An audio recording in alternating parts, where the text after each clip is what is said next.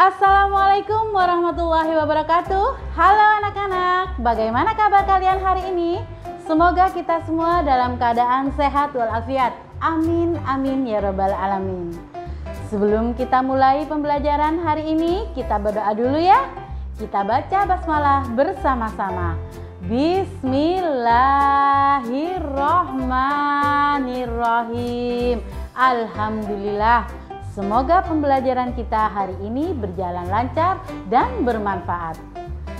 Anak-anak, kalian pernah dengar cerita siput dan kancil lomba lari kan? Kenapa siput menang padahal jalannya lambat? Ternyata siput menang karena siput curang. Nah, kalian jangan sekali-sekali bermain curang. Sebaiknya kita menang sportif atau kalah dengan terhormat. Kembali ke cerita siput dan kancil, tahukah kalian kenapa siput jalannya lambat sementara si kancil bisa ngebut? Yuk kita cari tahu.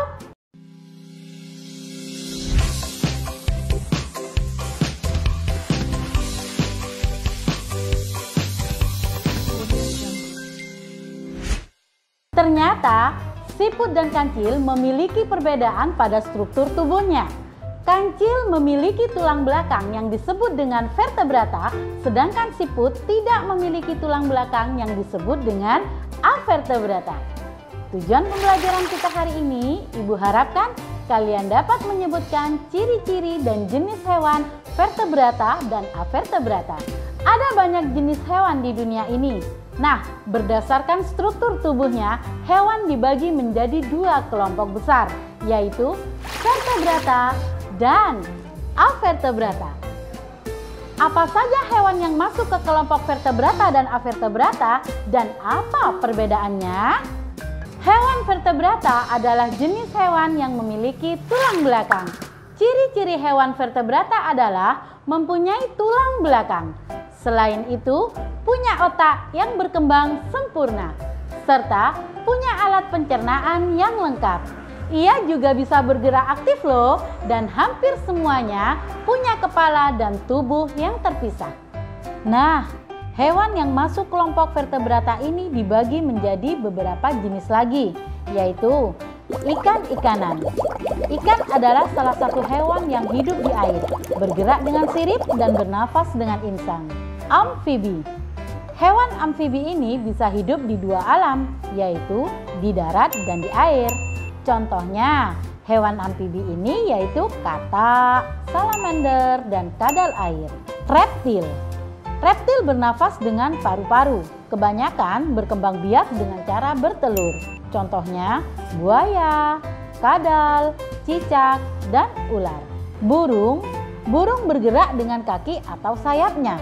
Namun, ada juga beberapa yang tidak bisa terbang, seperti ayam, burung unta, bebek, dan pinguin. Mamalia. Mamalia ini adalah hewan yang menyusui anaknya. Hewan ini berkembang biak dengan cara melahirkan. Contohnya, anjing, kucing, sapi, kambing, paus, dan lumba-lumba. Nah anak-anak, itu tadi contoh hewan dengan tulang belakang atau vertebrata. Berikutnya adalah hewan avertebrata. Hewan ini tidak memiliki tulang belakang. Yuk kita sebutkan ciri-ciri hewan avertebrata, yaitu tidak memiliki tulang belakang. Hewan avertebrata ini memiliki struktur susunan tubuh yang sederhana. Berkembang biaknya secara generatif dan vegetatif. Mereka tidak memiliki tulang tengkorak, namun memiliki rangka luar. Kelompok hewan ini terdiri dari banyak jenis. Ada 9 kelompok besar hewan avertebrata. Protozoa. Hewan ini suka makan hewan dan tumbuhan. Ukuran tubuhnya sangat kecil dan hanya bisa dilihat lewat mikroskop. Porifera. Hewan berpori. Hewan ini hewan yang hidup di laut dan bentuk tubuhnya seperti tabung. Antropoda, hewan berbuku-buku. Contoh hewan yang termasuk kelompok ini adalah serangga, laba-laba, kutu, kalajengking, lipan, kepiting, dan udang. Annelida. Ada lebih dari 10 jenis hewan yang termasuk kelompok Annelida. Contohnya, cacing tanah, cacing pasir, dan lintah. Colenterata, hewan berongga. Hewan ini memiliki rongga pada bagian tubuhnya. Contohnya, anemon laut, koral, dan ubur-ubur.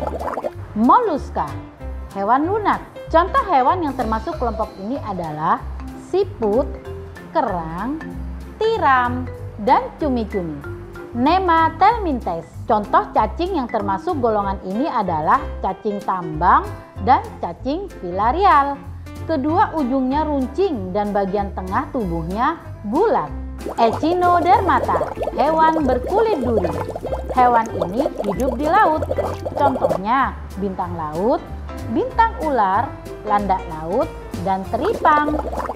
Nah anak-anak, untuk menguji pemahaman kalian, Ibu punya kuis yang berbentuk TTS. Kuis ini bisa kalian kerjakan dan kalian kumpulkan pada guru kalian masing-masing.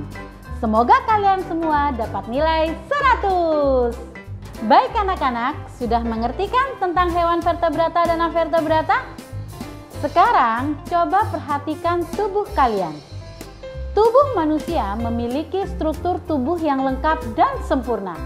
Oleh karena itu, kita harus banyak-banyak bersyukur kepada Tuhan yang Maha Kuasa. Oke, sampai di sini dulu video pembelajaran ini. Sampai jumpa di video berikutnya. Tetap semangat dan terus belajar di mana saja, kapan saja, dan dengan siapa saja. Wassalamualaikum warahmatullahi wabarakatuh. Dadah!